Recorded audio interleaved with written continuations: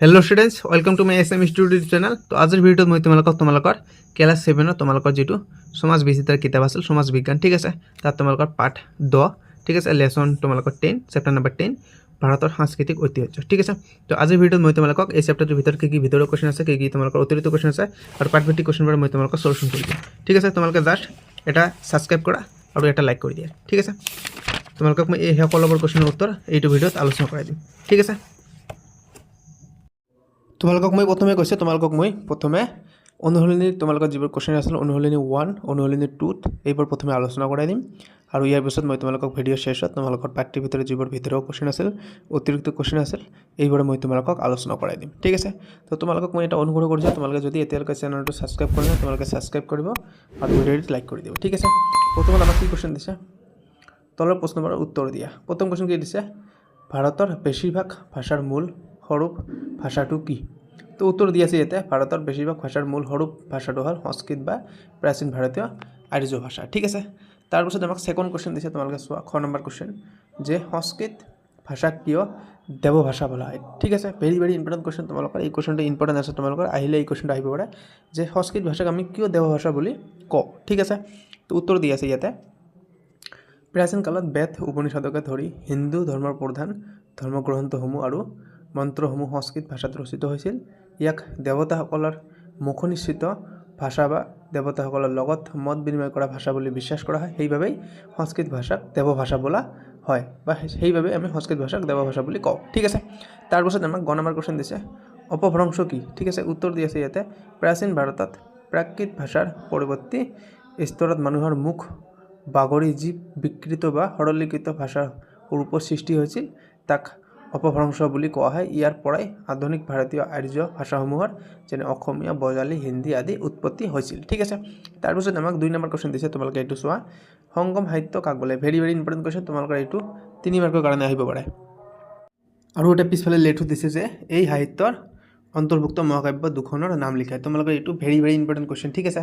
তোমালোকে এই কোশ্চেনটো তোমালোকে ভালদৰে চাবা তোমালোকৰ এইটো কোশ্চেন দিব পাৰে যে সংগম সাহিত্যৰ অন্তৰ্ভুক্ত মহাকাব্য দুখনৰ নাম লিখা 2 মাৰ্কস দি দিব পাৰে ঠিক আছে।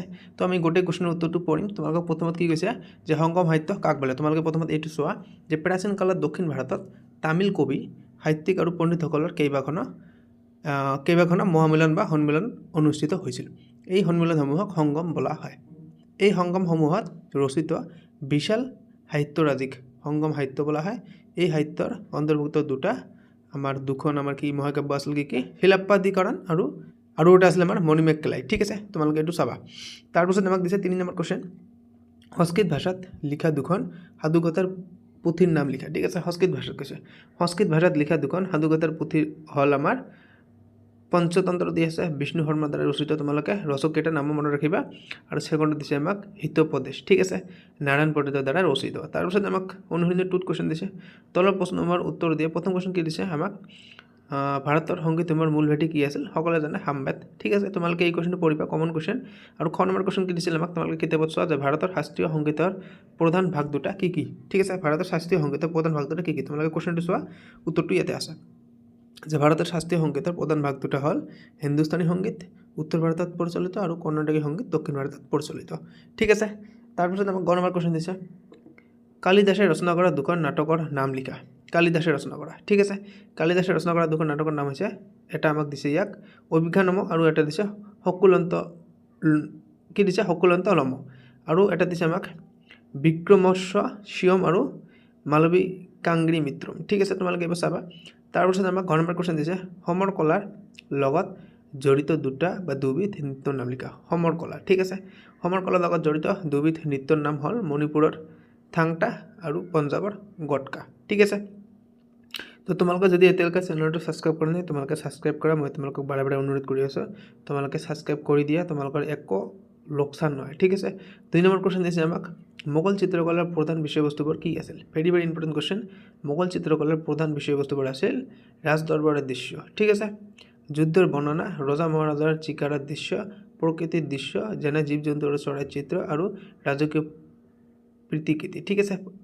তাৰপিছত আমাক 3 নম্বৰ কোশ্চেন দিছে সচিত্ৰ পুথি কাক বোলে ভেৰি ভেৰি ইম্পৰ্টেণ্ট কুৱেশ্যন অসমৰ 3খন সচিত্ৰ পুথিৰ নাম লিখা এই কুৱেশ্যনটো তোমালোকৰ ইম্পৰ্টেণ্ট আছে ঠিক আছে তোমালোকে এইটো চোৱা 2 নম্বৰ কুৱেশ্যনটো আৰু তোমালোকৰ এইফালে 3 নম্বৰ কুৱেশ্যনটো বহুত ইম্পৰ্টেণ্ট কি কৈছে জীৱৰ পুথিত বিষয়বস্তুৰ লগত সংগতি ৰাখি পাত্ৰত চিত্ৰ অংকন কৰা হয় তাক সচিত্ৰ পুথি বোলা হয় অসমৰ 3খন সচিত্ৰ পুথি হ'ল হস্তিবিতানৰ ৰচক কোন আছিল সুকুমাৰ বৰকাইত তোমালোকে মনত ৰাখিবা যে সচিত্ৰ পুথি হস্তিবিতানৰ ৰচক আছিল বা লেখক আছিল সুকুমাৰ বৰকাইত ঠিক আছে চিত্ৰ ভাগৱত দিছে আৰু গীত গোবিন্দ দিছে আৰু আনন্দ লহৰী দিছে ঠিক আছে তাৰপিছত আমাক 4 নম্বৰ কুৱেশ্যন দিছে ভাৰতৰ কোনটো অঞ্চলৰ মন্দিৰ শৈলীক বেছৰ বুলি জনা যায় ঠিক আছে তো ইয়াৰ উত্তৰ ইয়াতে দি আছে ভেৰি ভেৰি ইম্পৰ্টেণ্ট কুৱেশ্যন তোমালোকৰ এইটো ভাৰতৰ দাক্ষিণাত্য বা মধ্য ভাৰতৰ বিশেষকৈ বিন্দু পৰ্বতৰ পৰা কৃষ্ণা নদীলৈকে বৰ্তমানৰ কৰ্ণাটক অঞ্চলৰ মন্দিৰ শৈলীক বেছৰ বুলি জনা যায় এই শৈলীত উত্তৰ ভাৰতৰ নাগৰ আৰু দক্ষিণ ভাৰতৰ দ্ৰাবিড় শৈলীৰ সংমিশ্ৰণ দেখা পোৱা যায় ঠিক আছে তোমালোকে মনত ৰাখিবা উত্তৰ ভাৰতৰ নাগৰ আৰু দক্ষিণ ভাৰতৰ দ্ৰাবিড় শৈলী ঠিক আছে এইটো তোমালোকে মনত ৰাখিবা যে কাৰ সংমিশ্ৰণ তাত দেখা গৈছিল উত্তৰ ভাৰতৰ নাগৰ আৰু দক্ষিণ ভাৰতৰ দ্ৰাবিড়সকলৰ ঠিক আছে তাৰপিছত আমাক পাৰ্ট 2 তোমালোকৰ কিতাপখনৰ কেইটামান কুৱেশ্যন দিছে ইয়াত কি দিছে তলৰ প্ৰশ্নবোৰৰ 1 নম্বৰ পৰা 5 নংলৈ শুদ্ধ উত্তৰৰ কাষত বৃত্তটো চিনটো পূৰ কৰা কি কৈছে কোনখন তামিল ভাষাৰ মহাকাব্য কোনখন ইয়াত আমাক শুদ্ধ উত্তৰ হ'ব অপশ্যন নম্বৰ গ টু মণিমেকলাই ঠিক আছে এইটো আমাৰ শুদ্ধ উত্তৰ তাৰপিছত 2 নম্বৰ কুৱেশ্যন দিছে আমাক কোনটো শুদ্ধ ক্ৰম পাণিনি ইয়াত কি দিছে পাণিনি এইটো নহয় মুদ্ৰা বাক্যক পাণিনি নহয় কালিদাস চিত্ৰ যাত্ৰা এইটো নহয় তাৰপিছত আমাক দিছে এইফালে তোমালোকৰ শংকৰদেৱ অভিজ্ঞানম শুক্লান্ত তোমালোকে মুঠতে অপশ্যন নম্বৰ ক টু চোৱা তোমালোকে A3 পাণিনি কোনটো হয় অষ্টধায়ী এইটো শুদ্ধ B4 তোমালোকে এইবোৰ চাবা ঠিক আছে মই তোমালোকক উত্তৰখিনি জাষ্ট কৈ দিছোঁ তাৰপিছত খ নম্বৰ কুৱেশ্যন দিছে A3 এইটো হয় ইয়াতে আমাৰ শুদ্ধ উত্তৰটো হৈছে ক নম্বৰ কুৱেশ্যনটো ঠিক আছে ক নম্বৰ অপশ্যনটো আমাৰ শুদ্ধ A3 B4 C1 D2 তাৰপিছত আমাক 3 নম্বৰ কুৱেশ্যন দিছে তাৰপিছত 3 নম্বৰ কুৱেশ্যন কি দিছে ভাৰত নাট্যম কথাকলি ওডিচী সত্ৰীয়া আদি নৃত্যবোৰক কি বোলা হয় লোকনৃত্য নে কি কৈছে লোকনাট্য নে নৃত্য নাটিকা নে শাস্ত্ৰীয় নৃত্য ইয়াৰ শুদ্ধ অপশ্যনটো হৈছে অপশ্যন নম্বৰ ঘ টু শাস্ত্ৰীয় নৃত্য ঠিক আছে অপশ্যন নম্বৰ ঘ হৈছে শুদ্ধ উত্তৰ কুৱেশ্যন নম্বৰ 4 দিছে আমাক তোমালোকে এইটো চোৱা যে কোনটো নৃত্য শক্তি প্ৰদৰ্শন বা সমৰ কলাৰ লগত জড়িত ঠিক আছে ৰফ নে বাগৰুম্বা নে মণিপুৰী নে গটকা তো শুদ্ধ আমাৰ অপশ্যন হ'ব অপশ্যন নম্বৰ ঘ টু গটকা ঠিক আছে তাৰপিছত আমাক 5 নম্বৰ কুৱেশ্যন দিছে উক্তি ভাৰতৰ চিত্ৰকলা উত্তৰণত মোগল যুগৰ অৱদান আছিল কি আছিল যুক্তি সম্ৰাট আকবৰ আৰু জাহাংগীৰৰ ৰাজত্বকালত চিত্ৰকলাই উৎকৃষ্ট লাভ কৰিছিল ঠিক আছে তোমালোকে অপশ্যন কেইটা চোৱা উক্তিটো শুদ্ধ কিন্তু যুক্তিটো ভুল তোমালোকে এইবাৰ চাবা দেই মই তোমালোকক জাষ্ট উত্তৰখিনি কৈ দিছোঁ উত্তৰ আমাৰ শুদ্ধ উত্তৰ ইয়াত হ'ব অপশ্যন নম্বৰ গ নম্বৰ অপশ্যন নম্বৰ শুদ্ধ যে উক্তি আৰু যুক্তি দুয়োটাই শুদ্ধ যুক্তি উত্তৰটোৰ শুদ্ধ ব্যাখ্যা